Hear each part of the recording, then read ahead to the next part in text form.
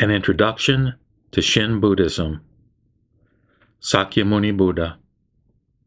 Sakyamuni Buddha was an actual historical person who lived in India some 2,500 years ago. He was born as a prince and was raised to become a king. The young prince reflected deeply on life. Although very sheltered in his upbringing, he sought occasions to expose himself to the realities of disease, old age, and death. He thus came to recognize and be concerned with the basic truth that life inevitably involves suffering. At age 29, Sakyamuni left his home and family to search for a solution to the problem of suffering. None of the teachers he went to could give him a satisfactory answer. He even denied himself the basic necessities of life, but this brought him no closer to his goal. Just at the point when he was about to die from deliberately not eating, he accepted an offer of nourishment and went on with his quest. Shortly thereafter, through his continuing intense efforts, he did finally attain the supreme enlightenment of Buddhahood at age 35. He discovered the solution to the problem of human suffering. Rather than withdrawing from others to enjoy the bliss of enlightenment, Sakyamuni Buddha spent the last 45 years of his life exerting himself to share with others the truths which he had discovered. He did so out of great compassion for humankind. The Four Noble Truths and the Eightfold Path. After his death, Sakyamuni's various teachings were recorded in the form of Buddhist scriptures called sutras. The Reverend Kenryu T. Tsuji, former bishop of the Buddhist Churches of America, outlined the Buddha's early teaching of the Four Noble Truths as follows. 1. Truth of suffering. Because life is imperfect, there is always suffering, friction, and disharmony. 2. Truth of the cause of suffering. We suffer because through ignorance we do not see things in their true light. For example, we consider impermanent things as permanent and become attached. Thus, when we lose them, we are deeply hurt. To regard impermanence as impermanence is truth. 3. Truth of the cessation of suffering. The causes of suffering can be extinguished, and a perfect state can be established. This perfect state is called by such terms as nirvana, enlightenment, pure land, and Buddhahood. 4. Truth of the path to the cessation of suffering. The causes of suffering can be extinguished by following the Noble Eightfold Path as described as follows. 1. Right views. To keep ourselves free from prejudice, superstition, and delusion, and to see the true nature of life. 2. Right thoughts. To turn away from the evils of this world and to direct our minds toward righteousness. 3. Right speech. To refrain from pointless and harmful talk and to speak kindly and courteously to all. 4. Right conduct. To see that our deeds are peaceful, benevolent, compassionate, and pure. To live the teaching of the Buddha daily. 5. Right livelihood. To earn our living in such a way as to entail no evil consequences. 6. Right effort. To direct our efforts incessantly to the overcoming of ignorance and selfish desires.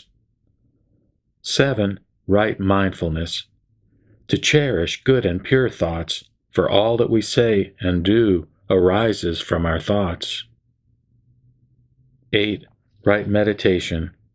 To concentrate our will on the Buddha, his life, and his teaching.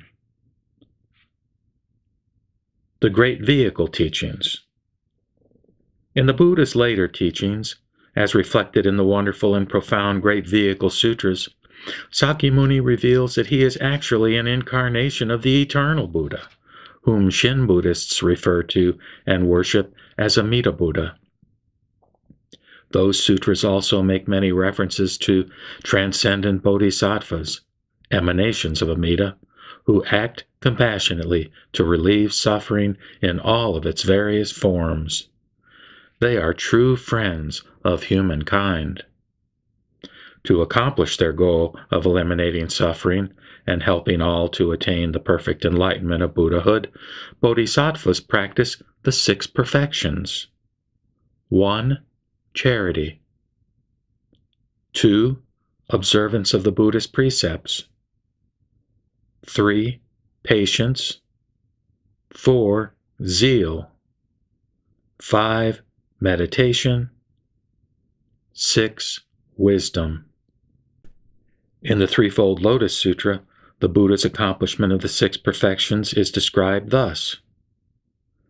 For infinite past eons, the world-honored one has practiced all manner of virtues with effort to bring benefit to us human beings.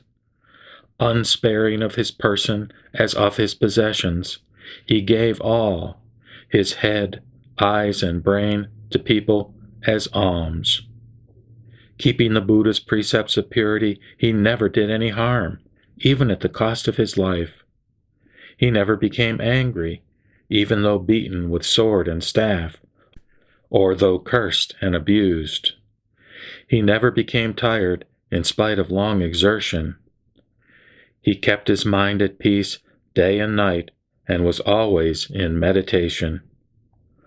Learning all the law ways, with his deep wisdom, he has seen into the capacity of living beings. Making obeisance altogether, we submit ourselves to the one who has completed all hard things. The easy path. Permit me at this point to share at a personal level. There was a time in my life when I was arrogant enough to think that I could approximate some of the virtues noted above. I restructured my life to test myself out in this regard. I must report that I failed miserably. Sakyamuni taught that there was once an extraordinary bodhisattva named Hozo or Dharmakara, who was intensely aware that most people would have an impossible time consistently adhering to the Buddhist precepts. Dharmakara created an easy path to enlightenment, thus becoming Amida Buddha, the one universal Buddha of infinite light and infinite life, of whom all other Buddhas and Bodhisattvas are manifestations. For a person with gross imperfections, such as myself, the easy path teaching prescribes only one requirement: having faith in Amida's power to save. I am fully convinced that at the moment my lifetime ends, this miserable round of births and deaths will finally be terminated, and I will thankfully at last be reborn in Amida's pure land of bliss, thus attaining my ultimate goal of becoming a fully enlightened Buddha. In the Tanisho, Saint Shinran, the founder of Shin Buddhism, was said to have put it this way, quote, "Saved by the inconceivable working of Amida's vow, I shall realize birth into the Pure Land." The moment you entrust yourself thus, you are brought to share in the benefit of being grasped by Amida, never to be abandoned. Know that the primal vow of Amida makes no distinction between people young and old, good and evil. Only the entrusting of yourself to it is essential. For it was made to save the person in whom karmic evil is deep-rooted and whose blind passions abound.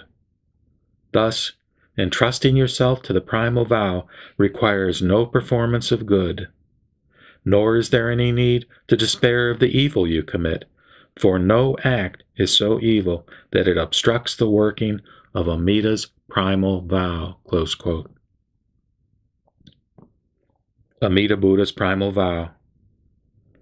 Dharmakara Bodhisattva felt great compassion for those of us unable to fulfill the practices necessary to achieve enlightenment on our own. He therefore resolved that he would give up his own attainment of Buddhahood unless, when he became a Buddha, he could establish a land free of all suffering, where anyone with faith in him could be reborn. Then he backed up this great universal vow with the massive power of innumerable virtues and good deeds, which he performed over many eons of time. Dharmakara successfully fulfilled his great vow and became Amida Buddha, the savior of humankind. In the larger Pure Land Sutra, which Shinran referred to as the true teaching, Sakyamuni describes in detail the wondrous world in the western part of the universe which Amida created, a world free from defilement and pain.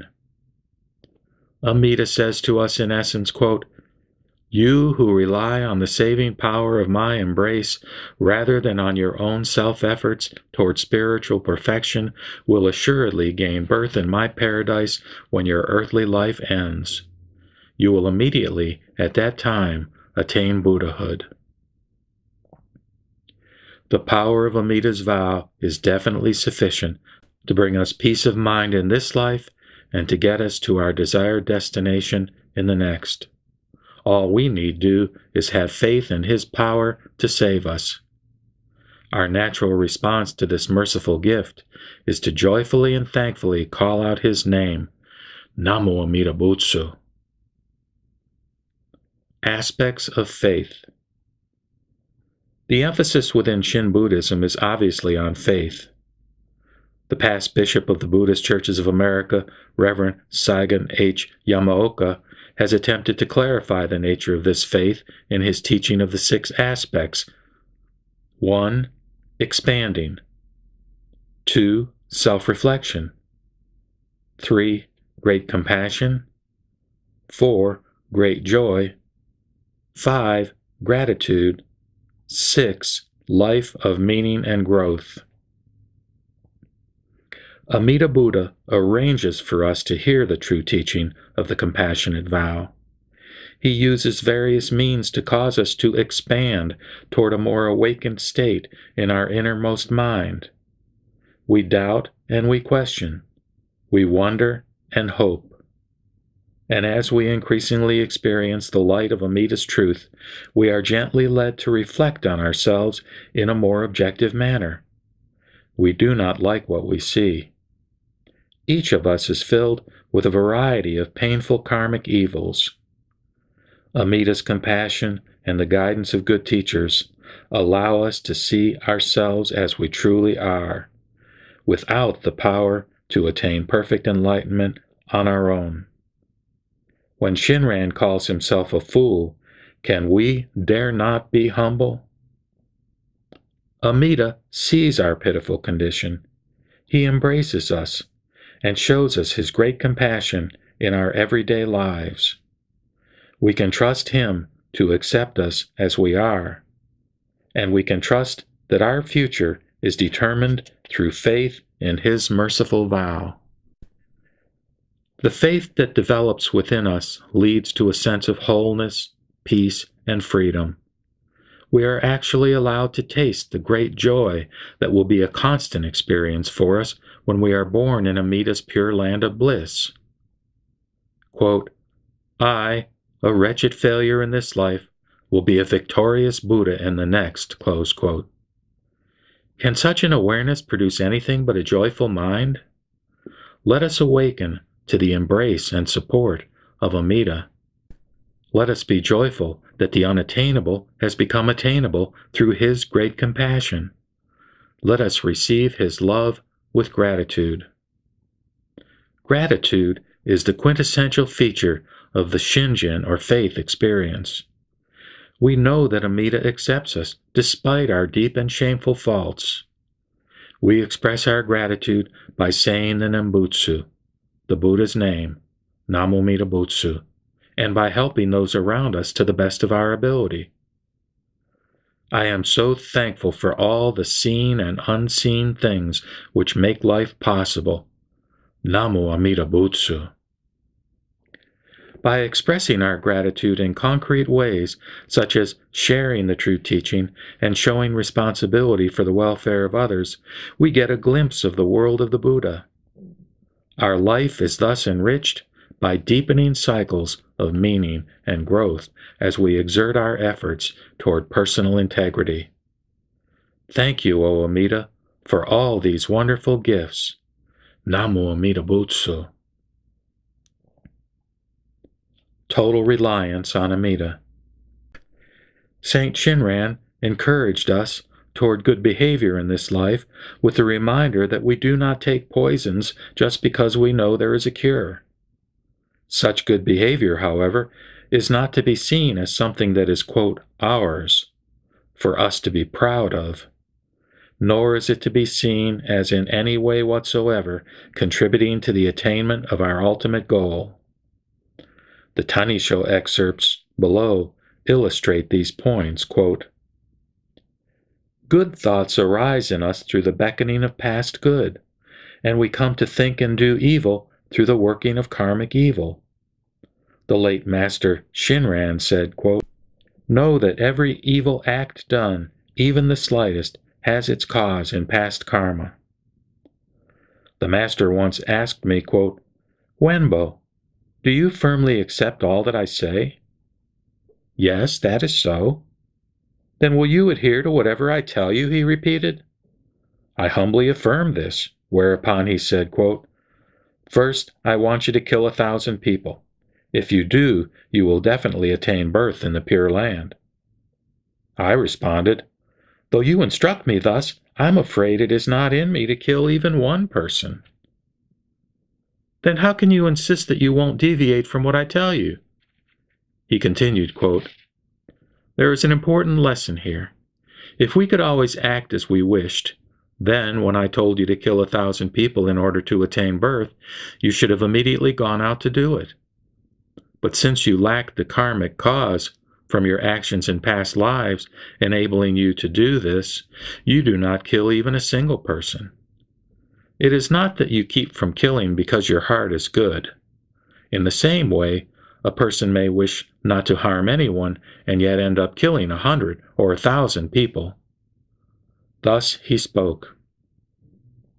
There was in those days a person who had fallen into a mistaken understanding.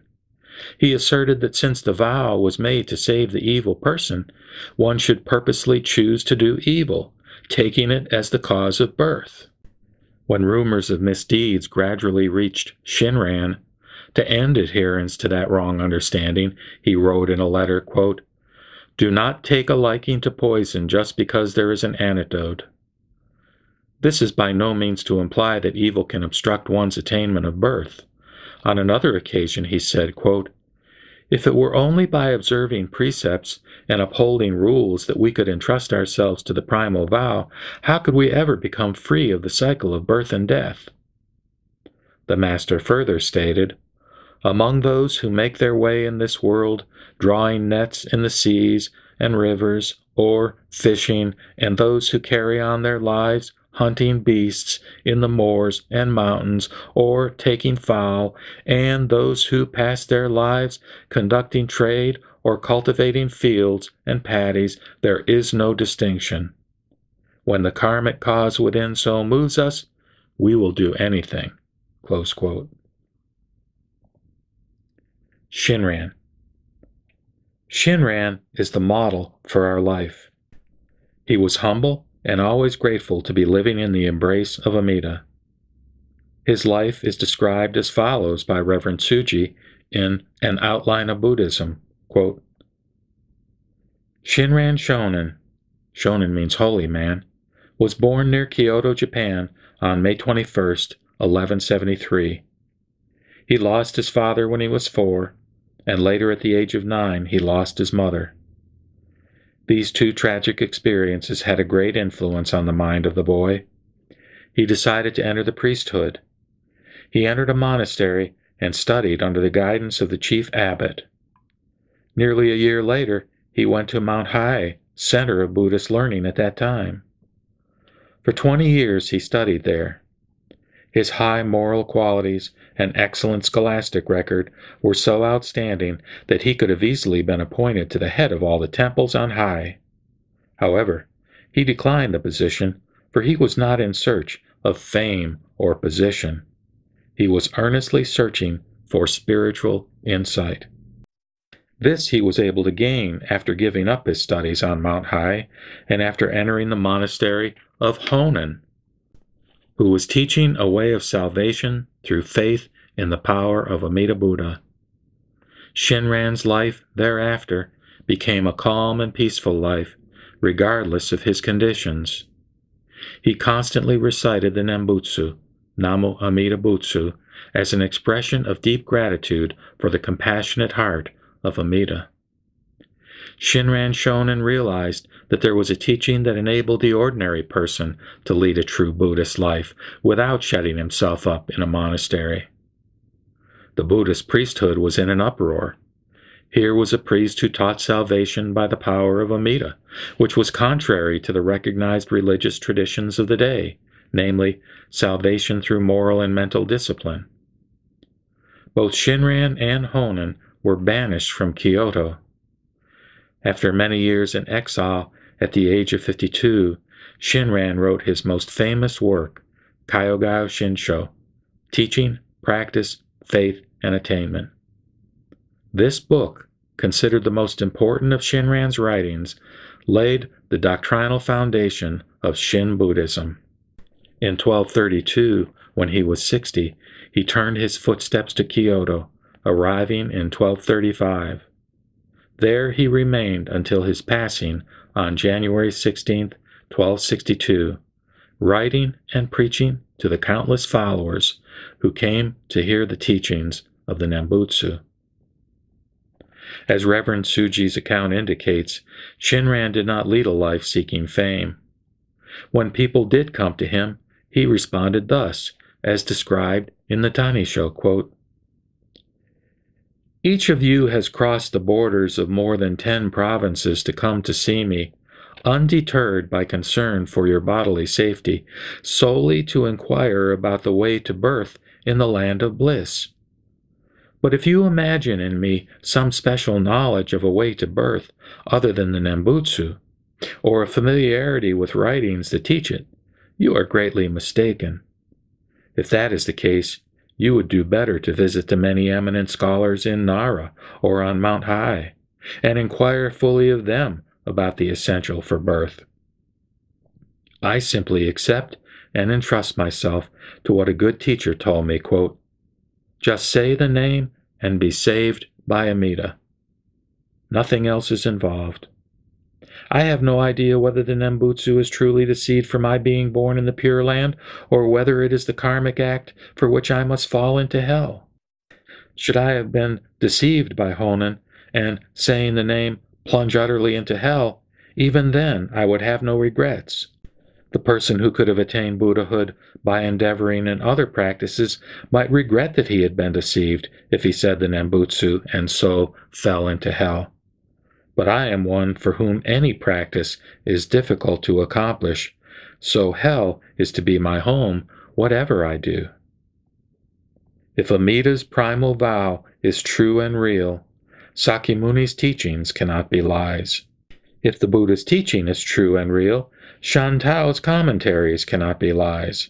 If Shandao's commentaries are true and real, can what Honen said be a lie? If what Honen said is true and real, then surely my words cannot be empty. Such, in essence, is the Shinjin of the foolish person that I am.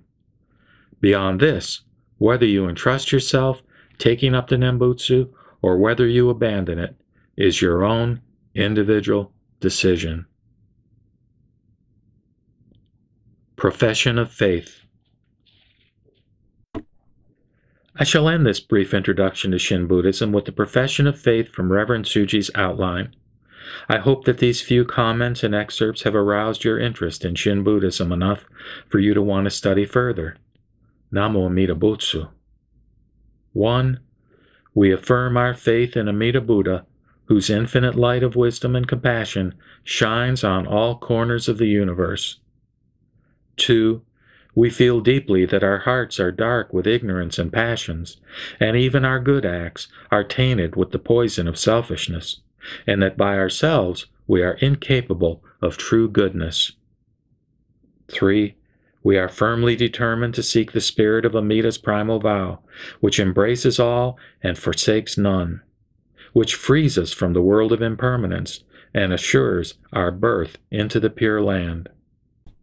4. We rely wholeheartedly on Amita's grace, and, renouncing all good works contrived by self-power, we depend for our enlightenment on faith in other power. 5. We rejoice that this grace is accorded freely and equally to us, as well as all other living beings. This joy pervades our every thought and act. 6. We recite Namu Amida Butsu in gratitude for the great compassionate vow. 7. We regard all things with profound thankfulness, and whether suffering or happiness comes to us, we are content in the realization that Amita's grace is always with us. 8. We search within ourselves by the light of Amita's compassion and find that we are drowning in the ocean of selfish desires, that we have lost our way in the pursuit of power and gain. Though we have entered the company of the faithful, we are pained that true joy does not brighten our hearts. 9. We treasure the Dharma, the Buddha's teaching, and long to hear it again and again until we are fired with zeal to practice it. We strive to avoid the sinner's way and to model our conduct on that of virtuous people. We desire the company of good friends who follow the same way, and we wish to be good friends to all who need us. We are resolved to persevere unceasingly in the aspiration for enlightenment, in gratitude for Amita's grace. 10. We resolve to do our daily tasks with the same wholehearted reverence as if they were religious duties. We devote ourselves to being good members of our families, good workers in our jobs, and good citizens of our country. In this, we seek no reward and simply act as our gratitude prompts us. The power of Namu Amida Butsu clears the path before us, gives us courage, frees us from evil influences, and brings countless good influences to bless us. It casts the light of infinite love and insight onto the road of our life. Namu Amida Butsu. Namu Amida Butsu. Namu Amida Butsu.